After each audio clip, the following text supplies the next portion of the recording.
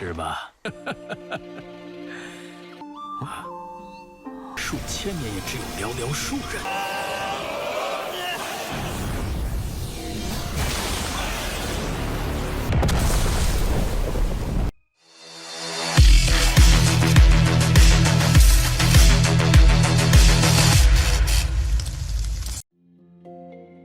Halo semua, selamat datang di Ruang Sinema. Bagaimana kabar kalian semua? Semoga selalu sehat dan baik-baik saja. Pada hari ini kita akan kembali menambahkan satu series baru yang berjudul Para Pencari Dewa. Untuk sinopsisnya sendiri, di era barbar tempat Kaisar Api dan Kaisar Kuning hidup, para pahlawan bersaing memperebutkan tahta di daratan tengah. Ketika pemimpin yang diakui dunia, yakni Kaisar Senong meninggal dunia, para pahlawan dari klan logam, kayu, air, api, dan bumi siap untuk bertindak. Di era yang penuh gejolak ini, seorang anak laki-laki bernama Tobaye lahir. Secara kebetulan, ia diangkat sebagai penerus oleh Kaisar Senong di ranjang kematiannya. Sehingga dimulailah sebuah legenda yang mendebarkan. Tanpa berlama-lama, langsung saja kita bahas alur cerita Donghuanya. Kita dibawa ke sebuah kapal di mana orang-orang di sana tengah membahas naga gila penerobos awan yang telah membantai puluhan orang di perairan kota Fata Morgana. Jadi mereka tidak akan membiarkan naga itu kabur. Xiaoyu sebagai pemimpin kota Fata Morgana meyakini kalau naga ini pasti akan muncul dengan sendirinya. Qiao Qiao sangatlah bersemangat dalam membasmi naga tersebut. Hingga sesaat kemudian suara naga ini pun mulai terdengar. Dan akhirnya naga yang mereka cari-cari pun tiba juga. Serangan yang dia lakukan seketika saja membekukan orang-orang di kapal. Ternyata itu bukanlah naga penerobos awan, melainkan monster naga laut bersayap biru. Salah satu hewan suci suku air. Berhubung ia merupakan 10 hewan suci teratas di alam liar, jadi Qiaoyu lah yang akan turun tangan sendiri. Pertarungan langsung saja terjadi di antara mereka. Namun kekuatan dari naga ini tidaklah main-main. Serangan yang Qiaoyu lancarkan tidaklah terlalu mempan kepada kulit keras naga ini. Jadi dia harus memikirkan cara lain agar bisa mengusirnya dari perairan wilayahnya. Seberapa keras pun Qiaoyu menyerangnya, naga ini dapat mudah melukainya. Karena itulah Qiaoyu pun mengeluarkan serangan pamungkas miliknya untuk bisa menurunkan naga itu. Serangan Qiaoyu sangatlah dahsyat, bahkan mampu menekan naga tersebut. Tapi sepertinya ini tidaklah bertahan terlalu lama. Sebab serangan barusan langsung saja dihancurkan oleh naga ini, yang mengakibatkan Xiaoyu harus mengalami luka dalam yang parah. Melihat ayahnya dilukai, Xiao Qiao pun melemparkan pedangnya dan berhasil melukai naga ini. Meskipun bisa melukainya, tapi naga ini sangatlah murka. Ia berencana untuk menghabisi Xiao Qiao. Sebagai ayah, Xiaoyu tidak akan membiarkan hal tersebut terjadi. Tebasan dahsyat kembali dirinya berikan dan akhirnya serangan itu berhasil memenggal kepala naga tersebut. Pada akhirnya naga ini telah berhasil dikalahkan.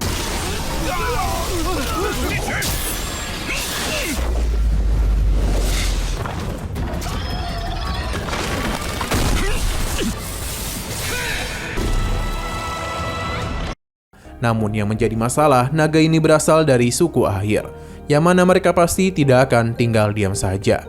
Xiaoyu meyakini kalau suku air memang ingin berperang dengan kota Fata Morgana. Alasan mereka bisa seberani ini karena Kaisar Ilahi kota Fata Morgana sedang tidak ada. Melihat fenomena langit yang tak biasa, membuat Xiaoyu khawatir kalau alam liar akan segera dilanda kekacauan. Ia pun kebingungan kemanakah Kaisar Ilahi mereka saat ini. Di sini kita pun diberitahu kalau penduduk alam liar terdiri dari 5 suku dan 480 kota. Selama ratusan tahun ini mereka saling menyerang dan membuat rakyat menderita. Hingga ada seseorang bernama Senong. Dengan kekuatan 5 kebajikan mampu menyapu bersih seluruh penjuru. Dia bahkan dianggap sebagai putra langit dan sebagai kaisar ilahi. Selama ia berkuasa, dunia tertata dengan damai dan seluruh rakyat tunduk dengan tulus. Tapi 50 tahun kemudian Senong meninggalkan kota Kaisar Ilahi. 100 tahun sejak saat itu tidak ada yang tahu di manakah ia sekarang. Kita lalu dibawa ke Gunung Nanji, di mana ada seorang pria yang tengah menikmati suasana di sana. Namun sepertinya kondisinya itu tak baik-baik saja. Karena itulah ia pun mulai menyerap kekuatan 5 elemen dari alam itu. Ia sadar 200 tahun sudah tidak kembali ke Gunung Nanji. Pria tua ini bukan adalah Senong, Kaisar Ilahi alam liar. Di tengah ketenangannya itu, dia pun mendengar keributan di mana ada seorang pemuda yang tengah dikejar-kejar oleh beberapa binatang aneh. Pria ini bernama Tobaya, pengembara alam liar, dan ia juga adalah karakter utama pada series ini. Dalam pelarian tersebut, Tobaya harus kehilangan ayamnya, yang merupakan makan malamnya. Tapi ia tidak ingin terlalu memikirkan hal itu karena dia harus lari dari kejaran para binatang aneh. Pada awalnya dia merasa sudah lolos dari pengejaran tersebut. Namun siapa yang menduga kalau para binatang ini bisa berenang dan mampu melakukan penyerangan kepadanya. Alhasil Tobaya pun harus terkena serangan dari binatang itu. Dan ia terpental cukup jauh hingga tiba di hadapan Senong. Ia pun menyapa Tobaya dan memberikan bantuan untuk bisa menyembuhkan lukanya. Kemampuan hebat Senong membuat Tobaya terkejut karena kini tubuhnya pulih sepenuhnya. Ia pun memberikan hormat kepadanya. Tobaya yakin ia adalah seorang tabib yang sangat terkenal. Senong penasaran dengan nama pria ini dan di manakah dia tinggal. Tobaya memperkenalkan dirinya dan Gunung Nanji adalah rumahnya. Senong pun memujinya karena masih muda namun sudah berani mengembara. Tobaya berencana untuk menjadi pendekar pengembara. Karena menganggap dia akan menjadi seorang pahlawan yang gagah berani dan disukai oleh banyak orang. Senong hanya tertawa dan memintanya untuk mengulurkan tangan. Ia pun terkejut karena Tobaya memiliki tubuh dengan 5 kebajikan. Wajar saja ia kaget, pasalnya di dalam ribuan tahun ini hanya ada beberapa orang saja yang memiliki hal tersebut. 算是吧。数千年也只有寥寥数人。 Senong menganggap pertemuan ia dengan Tobaya bukanlah sebuah kebetulan. Jadi dia berencana untuk melakukan sesuatu, yang mana Tobaya harus membantu dirinya. Senong memiliki sebuah pedang yang jatuh ke bawah tebing di sana. Jadi dia ingin Tobaya mengambilnya. Sebuah pil pun dia berikan juga untuk membantunya ketika menghadapi bahaya. Tobaya paham dan kembali masuk ke dalam danau. Sayang sekali para monster sapi terbang masih ada di sana dan segera mengejarnya. Demi melakukan perjalanan dengan aman, Tobaya harus mengatasi para sapi terbang itu.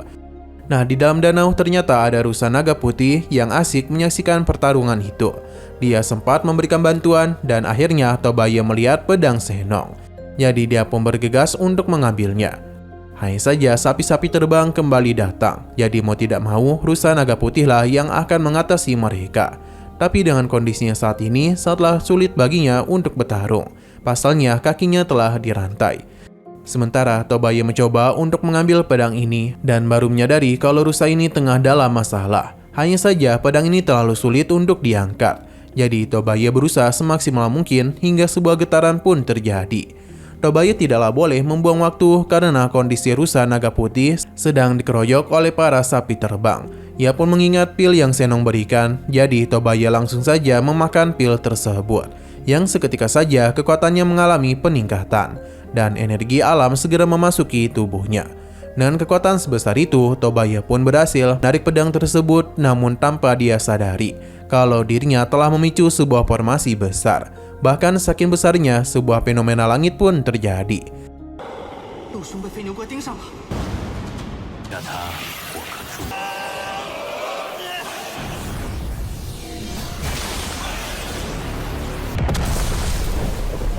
Senong memuji Tobaya karena memiliki potensi yang begitu luar biasa. Sepertinya ia tidaklah salah memilih orang. Sementara itu Tobaya dan pedang yang baru saja dia ambil langsung saja melakukan penyerangan kepada monster sapi terbang. Namun serangannya itu justru menghancurkan segel yang mengurung rusa ini. Bahkan rantai-rantai pelenggunya sudah hancur. Tapi Tobaya tiba-tiba saja pingsan karena sepertinya telah menggunakan kekuatan yang begitu besar di luar kapasitas tubuhnya. Untung saja rusa naga putih berhasil membawanya keluar. Ia pun sadarkan diri dan merasa bersalah karena pedang yang diminta oleh Senong malah hancur. Selain itu, Tobaya penasaran bagaimana rusa ini bisa terjebak di bawah sana. Namun ia harus pergi menemui Senong untuk mengembalikan pedang tersebut. Ternyata Senong masihlah di sana menunggu kedatangannya, hingga dia pun datang bersama rusa naga putih. Namun sesuatu telah terjadi kepada Senong yang membuat Tobaya merasa begitu panik. Sebab ia mengira ini adalah kesalahannya karena pedangnya sudah patah. Senong pun tertawa dan menjelaskan kalau ini bukanlah salahnya. Selain itu, tubuhnya telah terkena begitu banyak racun. Mungkin tidak lama lagi tubuhnya itu akan berubah menjadi batu. Tobaya merasa sedih, tapi Senong berusaha untuk menenangkannya karena ini adalah siklus hidup. Terlebih lagi dia sudah hidup lebih dari 200 tahun. Senong merasa pertemuan mereka adalah sebuah takdir. Jadi dia ingin meminta bantuan lagi kepadanya, di mana ini menyangkut keselamatan 50.000 penduduk kota Fata Morgana. Token kayu ilahi telah dia berikan. Selain itu, Senong sadar kalau naga obor memiliki ambisi besar. Naga obor pasti memberikan perintah kepada suku air untuk menyerang kota Fata Morgana. Jadi dia ingin Tobaya membawa papan kayu bertuliskan darah ini ke Gunung Yuping di barat daya dan memberikannya kepada Kaisar King. Ia diminta untuk datang dalam waktu 7 hari untuk bisa menghentikan peperangan. Tobaya takut mengecewakannya, tapi Senong yakin ia bisa. Lebih lagi, Tobaya berkeinginan untuk menjadi pendekar pengembara. Bagi Senong, seseorang yang baik bukan berasal dari kalangan terhormat maupun rendah, atau tinggi rendahnya ilmu bela diri. Selagi kebaikan dan kebijaksanaan ada di dalam hatinya, maka itu adalah pendekar pengembara. Namun ia sadar perjalanan ini pasti sangatlah berbahaya. Jadi Senong tidak akan memaksanya. Meskipun begitu, Tobaya akan tetap melanjutkan misi itu. Senong merasa lega sebab dia tidak salah memilih orang. 方才你说立志要成为送到西南玉屏山，拓跋爷，那便是游侠。你看错人，我不会强迫于你。 Ia memberikannya 3 buku yang merupakan karyanya selama mengembara di dunia ini lebih dari 200 tahun. Ia juga telah mencatat letak geografis lebih dari 700 gunung dan 480 kota di alam liar. Baik bunga langit, tumbuhan aneh, serta siluman dan makhluk suci, semuanya tercatat di dalam kitab tersebut. Ini akan dia serahkan kepadanya. Semua yang ingin Tobaya cari berada di dalam kitab tersebut. Jika suatu hari nanti Tobaya bisa pergi ke alam lain, maka ia boleh menggambarkan bab kedua. Sayang sekali Senong tak bisa memberikan seluruh tenaga dalamnya kepada Tobaya, karena meridiannya sudahlah terputus.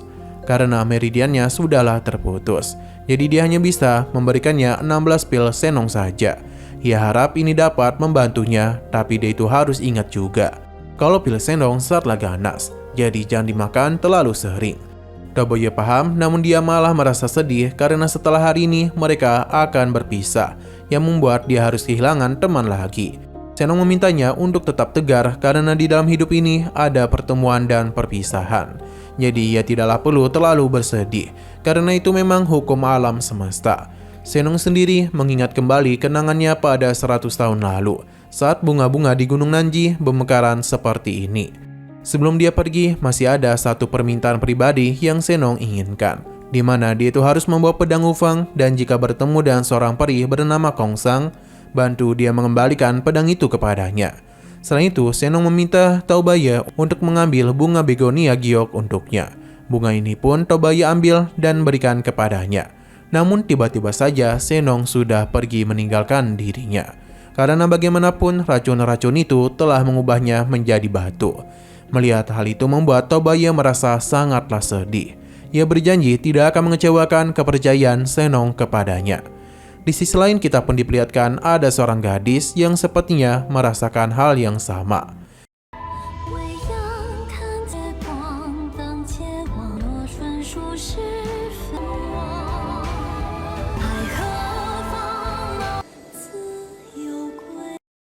Sino berpindah ke sisi lain di mana terlihat beberapa orang kuat yang sedang berada di hadapan sebuah gerbang besar.